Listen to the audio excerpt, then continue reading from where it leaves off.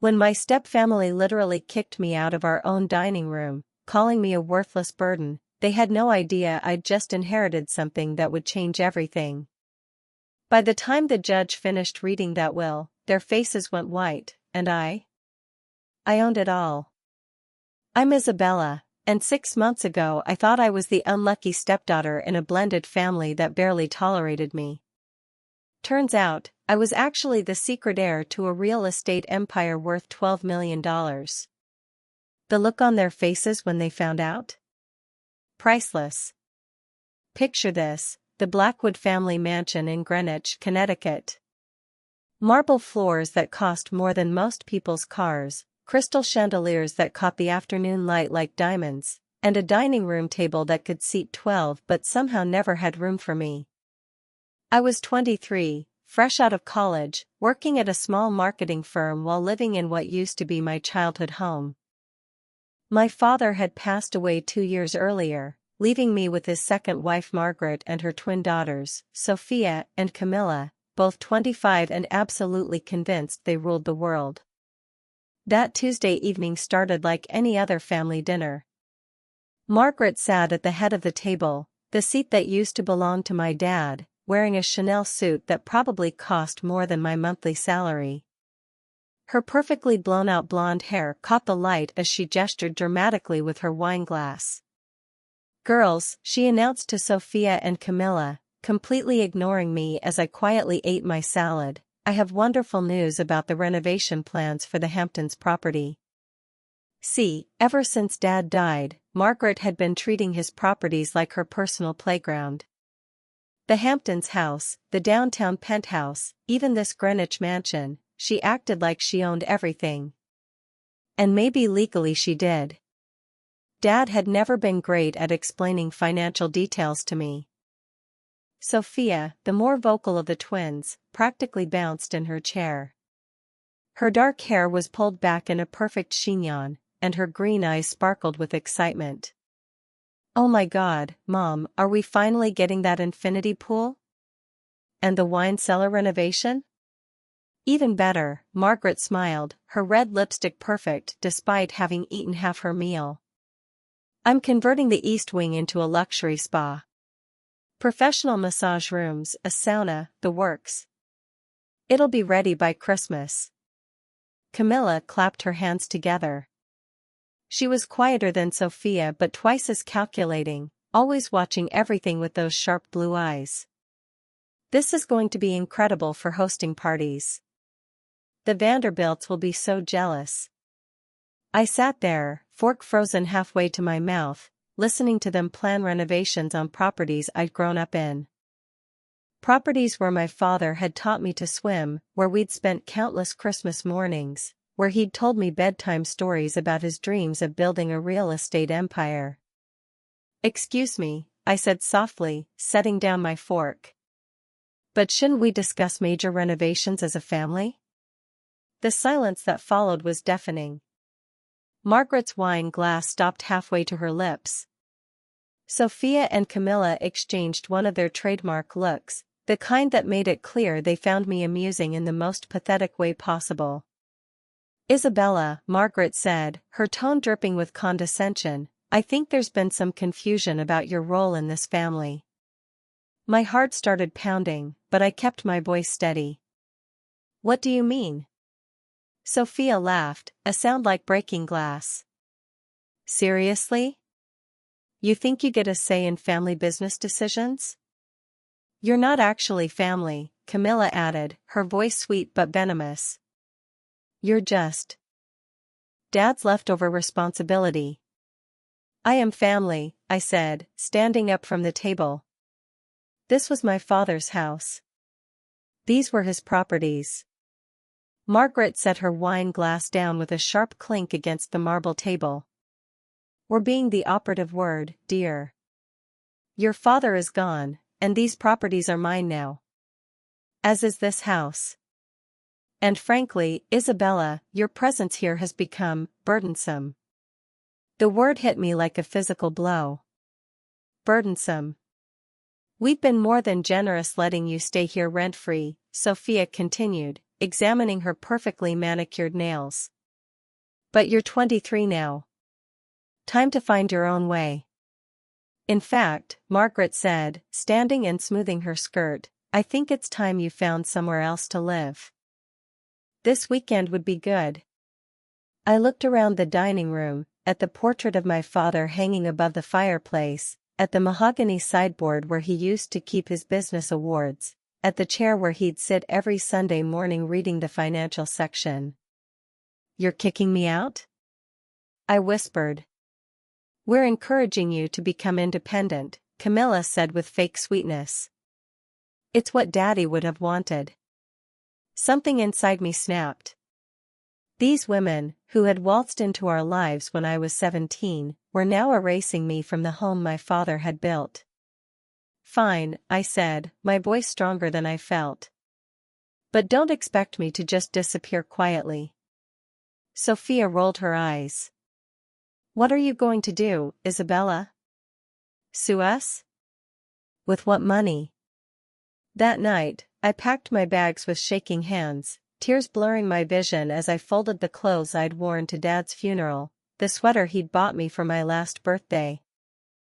I moved into my best friend Zoe's tiny studio apartment in Manhattan, sleeping on her pull-out couch and trying to figure out how my life had imploded so completely. But here's the thing about rock bottom, it gives you a very clear view of who you really are. The next morning, I did something I should have done months ago. I called my father's lawyer, Harrison Webb, the distinguished gentleman who'd handled Dad's estate. His office was in Midtown, all dark wood and leather-bound law books, the kind of place that smelled like old money and justice. Isabella, Mr. Webb said, his gray eyebrows rising in surprise as his secretary showed me into his office. I've been wondering when you'd come to see me. You have? He gestured for me to sit in one of the burgundy leather chairs across from his mahogany desk. Behind him, floor-to-ceiling windows offered a view of the city that made me feel both small and infinite. Your stepmother has been quite proactive about managing your father's estate, he said carefully.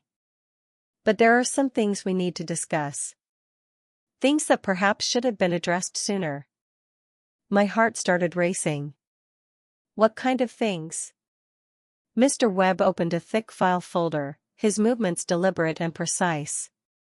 His silver hair caught the afternoon light streaming through the windows. Isabella, are you familiar with the Blackwood Family Trust? I shook my head.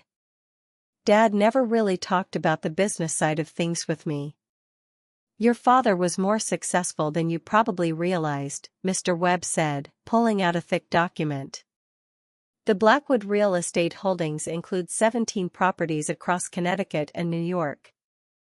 The Greenwich Mansion, the Hamptons House, 3 commercial buildings in Manhattan, several rental properties. My mouth fell open. 17 properties? Worth approximately $12 million, he continued. Your father established a trust before his second marriage, with very specific terms about inheritance. I leaned forward, my hands gripping the arms of the leather chair. What kind of terms? Mr. Webb's expression grew serious. Isabella, your father left everything to you. The words didn't compute at first. Everything? But Margaret, the renovations, the way she'd been treating the properties like her personal kingdom. I don't understand, I whispered. Margaret said the properties were hers now. That's what she believes, Mr. Webb said carefully. Your father's will provided for her to manage the properties until you turn 25, at which point full ownership would transfer to you.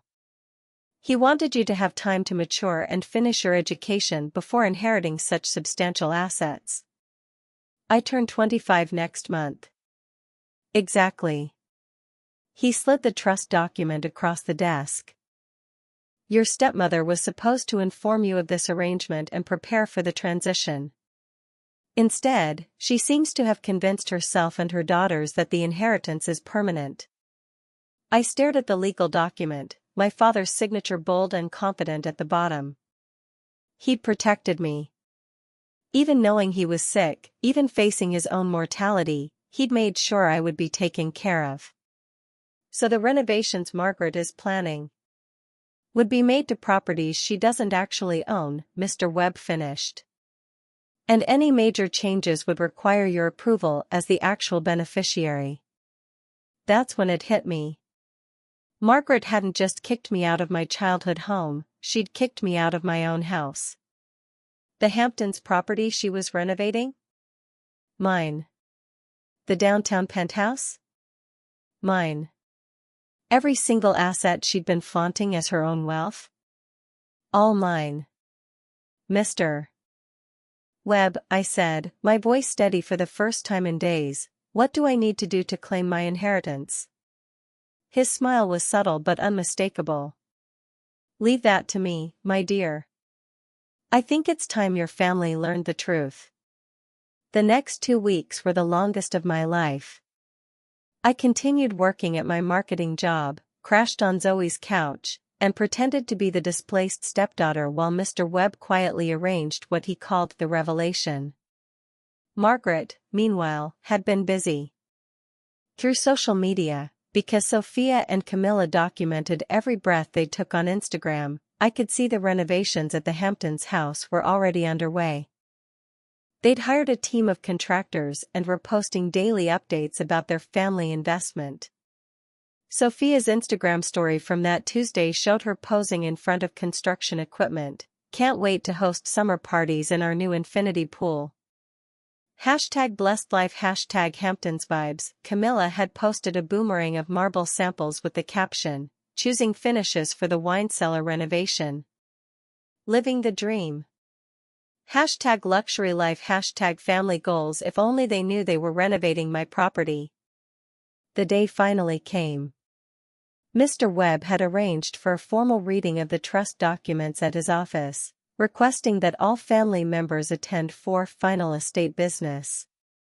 Margaret had agreed, probably thinking it was just paperwork to finalize her ownership. I arrived at Mr. Webb's office 15 minutes early, wearing the black dress I'd worn to Dad's funeral. It seemed appropriate.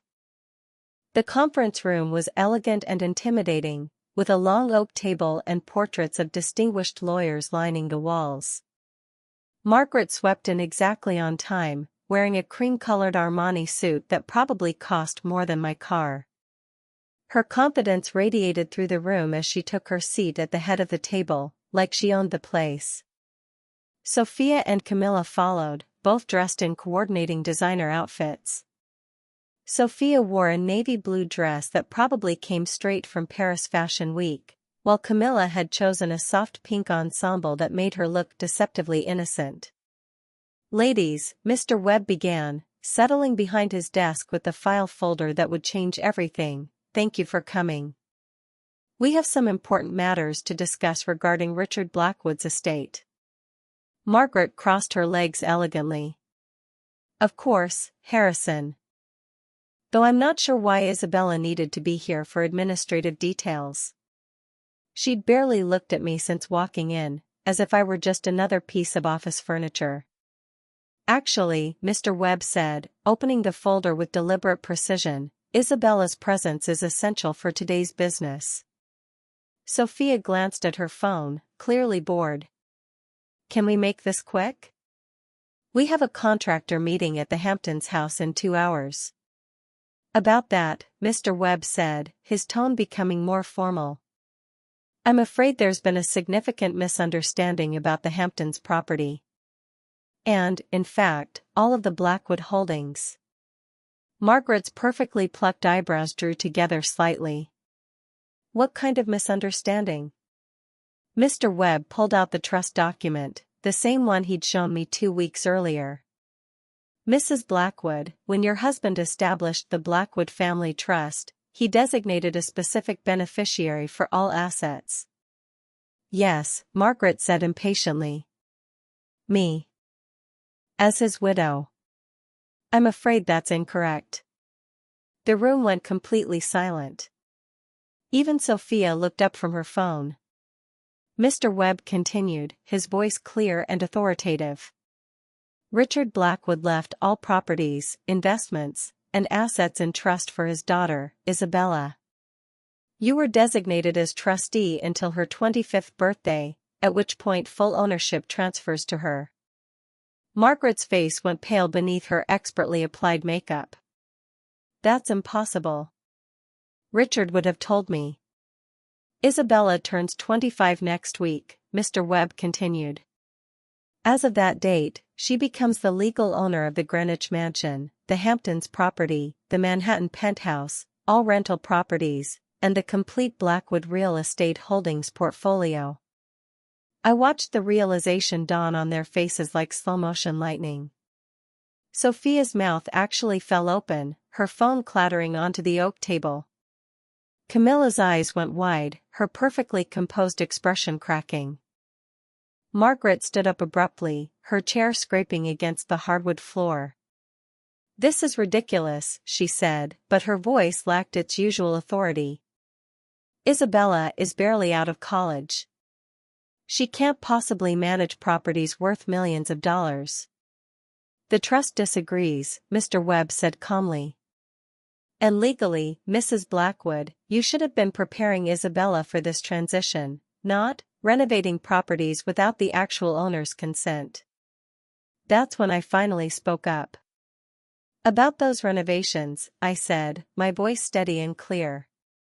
"The ones you're doing to M.Y. Hampton's house without M.Y. permission." Margaret spun to face me, her blue eyes blazing with fury and panic. "You can't be serious," she hissed. "You have no idea how to run a real estate empire. You'll lose everything within a year." "Maybe," I said, standing up and smoothing my dress. "But it'll be my choice to make." Sophia found her voice, shrill with disbelief. "This can't be legal. We've been living in those houses for years." "As guests," Mr. Webb clarified. "At Isabella's discretion." I looked at Margaret, at the woman who'd called me a burden just 2 weeks earlier, who'd kicked me out of my own home with barely a thought. "You know what, Margaret? You were right about one thing. It is time for changes around here." Camilla's voice was barely a whisper. "What does this mean?" I smiled, feeling my father's strength flowing through me. "It means the renovations stop immediately. It means you have 30 days to find somewhere else to live. And it means..." I paused, letting the moment build. "It means I'm finally coming home." The next month was a whirlwind of legal documents, property transfers, and the most satisfying moving day of my life.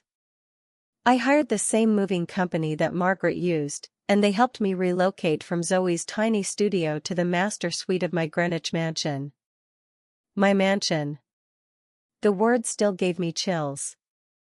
Margaret and the twins found a rental property in Westchester, much smaller, much less prestigious, and entirely funded by the modest monthly allowance the trust had provided for Margaret as Richard's widow.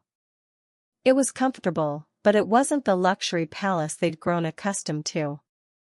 I kept most of Dad's staff, the housekeeper, the groundskeeper, the property manager who'd been quietly doing his job while Margaret played lady of the manor. They welcomed me back with genuine warmth, sharing stories about my father that Margaret had never bothered to learn. The Hamptons renovations became mine to complete or cancel. I chose to finish them, but with my own vision. Instead of Margaret's gaudy infinity pool, I installed a natural swimming pond that Dad would have loved. The wine cellar became a library, filled with first editions and comfortable reading chairs. My marketing career took off in ways I'd never imagined. Turns out, when you own prime commercial real estate in Manhattan, networking becomes significantly easier. I started my own boutique agency, specializing in luxury lifestyle brands. Sophia and Camilla unfriended me on all social media platforms, but I still saw their posts through mutual acquaintances. Their lifestyle had definitely adjusted. Sophia was working as a sales associate at Bergdorf Goodman, while Camilla had taken a job at a high-end event planning company. Still glamorous work, but employee glamorous, not owner glamorous. But here's the twist that made everything perfect. 6 months after reclaiming my inheritance, I received another call from Mr. Webb. "Isabella, I have some interesting news," he said during our monthly check-in meeting. "We've been going through some additional paperwork from your father's effects, and we've found something remarkable." I leaned forward in his office chair, the same burgundy leather chair where I'd learned about my inheritance. "What kind of something?" He smiled, sliding a new document across his desk. "Your father had a second trust. This one specifically designated for charitable endeavors." Charitable endeavors? It seems Richard anticipated that his widow might not handle the transition gracefully. He set aside a separate fund to ensure that family members who found themselves in reduced circumstances would be provided for. I read the document, my father's foresight taking my breath away once again. He left money for Margaret and the twins? "More than that," Mr. Webb said. "He left instructions. If they demonstrated humility, work ethic, and genuine appreciation for what they'd been given, they would receive additional support for education, career development, or business ventures." My father had known. Somehow, even while loving Margaret, even while trying to create a blended family, he'd known this day might come. And he'd planned for it. But the real shock came in the last paragraph of the document. "Isabella," Mr. Webb said, "your father left you a letter. To be opened only after you'd successfully managed the estate for 6 months." My hand shook as I opened the sealed envelope, my father's handwriting as familiar as my own heartbeat. "My dearest Isabella," it began. "If you're reading this, it means you've found your strength. You've learned that you are not a burden, you are a blessing. You are not just my daughter, you are my legacy. But more than the money, more than the properties, I want you to remember this: true wealth isn't what you own. It's what you choose to do with what you've been given. Use your inheritance wisely. Help others when you can. And remember that family isn't just about blood, it's about love, respect, and choosing to lift each other up." I folded the letter carefully, my father's final lesson settling into my heart. That evening, I made 3 phone calls. The first was to Margaret. "I'd like to talk about the charitable trust," I said simply. The second was to a contractor. "I want to convert the East Wing into apartments. Affordable housing for young professionals who are just starting out." The third was to Zoe. "Pack your bags. You're moving into the guest house. Rent-free. It's time my best friend lived like the queen she is."